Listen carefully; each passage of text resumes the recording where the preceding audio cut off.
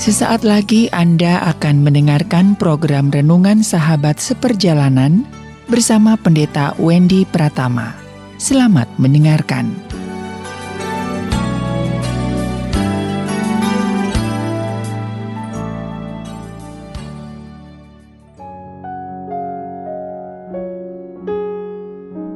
Selamat berjumpa kembali di dalam layanan audio Sahabat Seperjalanan.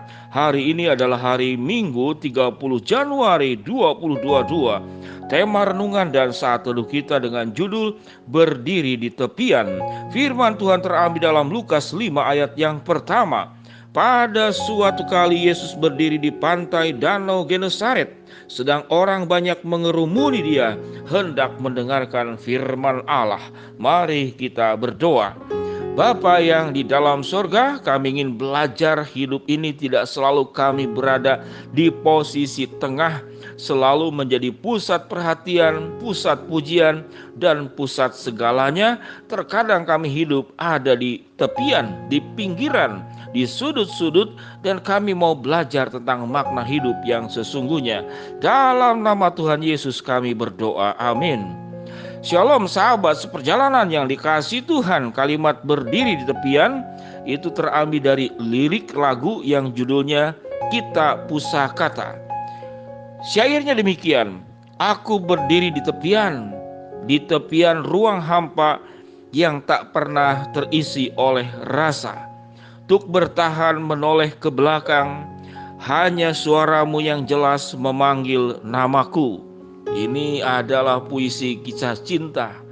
Tatkala seseorang merasa tertolak, apalagi putus cinta, sakitnya luar biasa. Seakan-akan yang tadinya kita berada di posisi tengah, bagaimana merasakan cinta yang sangat luar biasa, saling memiliki, dan seakan-akan hanya kalian berdualah di tengah-tengah dunia, yang lain berada di tepian. Namun pada saat putus cinta, benar-benar berubah 180 derajat. Yang tadinya merasa di tengah pusat dunia, sekarang merasa di tepian, di sudut-sudut, di tempat-tempat yang gelap. Tidak ada orang yang memperhatikan. Kurang lebih seperti demikian sahabat seperjalanan. Itu masalah kisah cinta. Bagaimana dengan kehidupan? Kehidupan kita pun demikian. Kita tidak selalu berada di tengah-tengah dalam kelancaran, menjadi pusat perhatian, dicintai, dimengerti, dikasihi. Sedemikian banyak orang yang peduli. Ada masa-masa seakan-akan dunia ini tidak ada seorang pun yang peduli kepada dirimu. Bahkan orang terdekat sekalipun anggota keluargamu tidak peduli kepada dirimu. Bahkan merekalah yang menyakiti engkau, yang membuat engkau merasa hidup berada di tepian. Sahabat seperjalanan yang dikasihi Tuhan, ingatlah firman Tuhan. Tuhan berada di setiap tempat, di sudut-sudut, di tengah, di atas, di bawah, dimanapun Tuhan berada. Kisah yang terjadi dalam Lukas pasal kelima ayat yang pertama dikatakan, pada suatu kali Yesus berdiri di tepian, di pantai Danau Genesaret. Yesus mengunjungi orang-orang sampai ke pinggir pantai, kemanapun engkau berada, orang-orang yang tersisihkan, orang-orang yang kesepian, orang-orang yang tawar hati, Yesus mengunjungi engkau. Tatkala tidak ada orang yang mau bersama dengan engkau di tepian, di sudut-sudut, di pinggir-pinggir, Tuhan mencintai engkau, Tuhan mengasihi engkau, Tuhan memiliki engkau, dan Tuhan menganggap engkau berharga luar biasa di mata Dia. Sahabat seperjalanan, dunia ini memang melelahkan. Kita kalah bersaing, kita akan terpinggir di tepian. Kita kalah pesona, kita akan berada di tepian. Kita tidak berhasil, tidak mencapai target tertentu, kita berada di tepian atau dikeluarkan dalam sebuah perusahaan. Tatkala kita sudah tidak punya apa-apa lagi, teman kita yang dulunya sedemikian dekat, sahabat yang lebih karib daripada keluarga, namun karena satu dan lain hal kita tidak punya apa-apa, lalu kita berada di tepian, dilupakan. Dan itu tentu pengalaman psikologis yang tidak menyenangkan, pengalaman psikologis yang menyakitkan. Sehingga tidak heran kemudian segala sesuatu terasa sedemikian gelap, padahal kita berada di dalam kondisi terang benderang.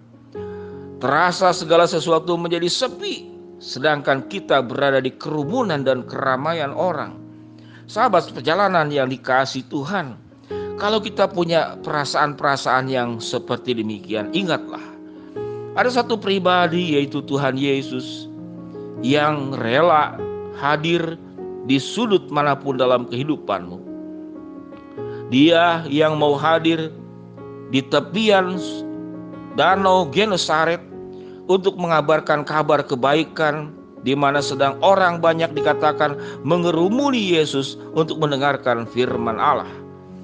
Apa yang dikatakan oleh Tuhan dalam firman Allah tidak hanya tentu tentang firman Tuhan, namun firman Tuhan yang berisi tentang kepedulian, firman Tuhan yang berisi tentang kasih dan penerimaan, firman Tuhan yang berisi tentang janji tidak akan meninggalkan engkau dan tidak akan membiarkan engkau.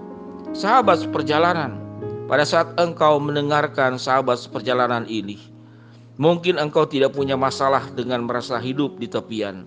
Namun ingatlah, tatkala engkau tahu, engkau mengenal ada orang-orang yang sebagaimana digambarkan dalam sahabat seperjalanan audio ini, maka kirimkanlah kepada mereka. Terkadang kita berbuat sesuatu yang sangat sederhana, mengirimkan berita kekuatan, mengirimkan bagian renungan yang pas dan cocok dengan orang tertentu. Kita sedang menyelamatkan orang karena ada firman Allah yang diberitakan melalui berbagai media, termasuk sahabat perjalanan ini. Tentu Tuhan Yesus adalah firman yang menjadi manusia. Maka Tuhan Yesuslah yang datang ke berbagai tempat di tepian. Dari surga datang ke dalam dunia berdosa yang sudah berada di tepian. Mari kita menjadi berkat dimanapun kita berada. Jadilah perpanjangan tangan Allah, tidak hanya menerima berkat-berkat Tuhan. Kalau kita pernah ditolong pada saat kita berada di tepian, Tuhan mengirimkan orang-orang yang mencintai kita, yang mengerti kita, yang menerima kita, dan Tuhan sendiri yang paling utama menolong kita.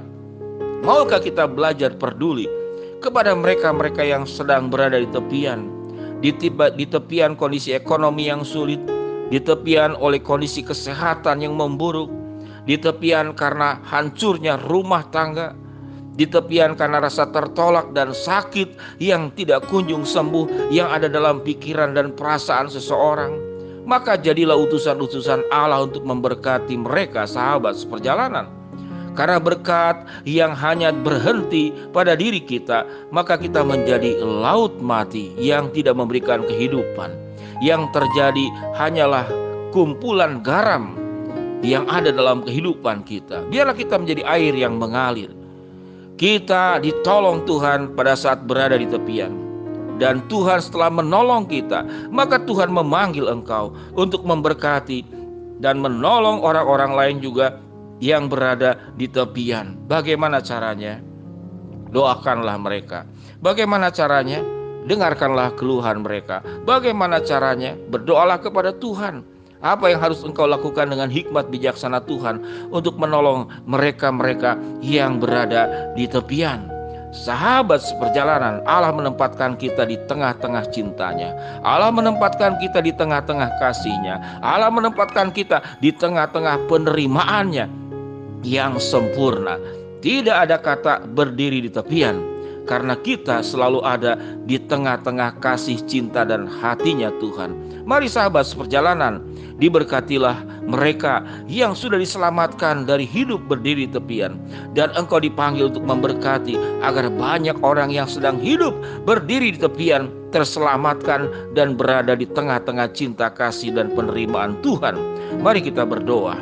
Bapa yang di dalam sorga, kami bersyukur untuk kebenaran firman-Mu yang sudah kami dengar hari ini.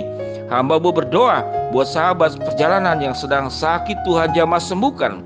Sahabat perjalanan yang sedang menghadapi masalah, Tuhan bukakan jalan. Sahabat perjalanan yang sedang berdoa mengharapkan sesuatu, Tuhan akan kabulkan sesuai dengan waktu, rencana, dan kehendak-Mu.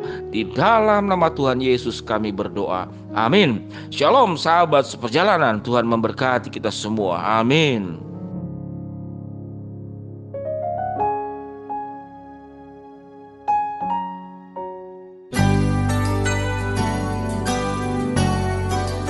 Anda baru saja mendengarkan program Renungan Sahabat Seperjalanan bersama Pendeta Wendy Pratama. Terima kasih atas perhatian Anda. Tuhan Yesus memberkati.